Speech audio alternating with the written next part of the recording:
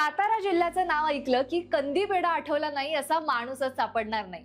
पण हा जिल्हा फक्त कंदी पेढ्यांसाठी नाही तर त्याहूनही जास्त गोष्टींसाठी प्रसिद्ध आहे। त्या मी तुम्हाला सांगेलच, पण त्याआधी पटकन चॅनलला फॉलो करा। छत्रपती शिवाजी महाराजांच्या वंशातील उदयनराजे छत्रपती हेही साताऱ्यातच। फिरण्यासाठी सोपं असं थंड हवेचं ठिकाण म्हणजे महाबळेश्वर, ते सुद्धा साताऱ्यातीलच। याच महाबळेश्वरला स्ट्रॉबेरी कॅपिटल ऑफ इंडिया असं देखील म्हणलं जातं। देशातील 85% स्ट्रॉबेरी उत्पादन फक्त महाबळेश्वर मध्ये होतं। राज्यातील बॉक्साइट उत्पादनात साताऱ्याचा 20% वाटा आहे।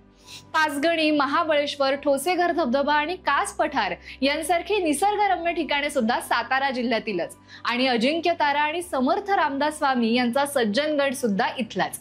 साताऱ्यातील सैनिक स्कूल हे देशातील सर्वात जुन्या सैनिकी शाळांपैकी एक आहे। इतकंच नाही तर कर्मवीर भाऊराव पाटील यांनी सुरू केलेल्या रयत शिक्षण संस्थेचं मुख्य कार्यालय सुद्धा सातारा येथेच आहे। तुम्हाला साताऱ्याची आणखी कोणती खासियत माहिती आम्हाला कमेंट करून नक्की सांगा आणि ही व्हिडिओ तुमच्या सातारकर मित्रमैत्रिणींना नक्की शेअर करा।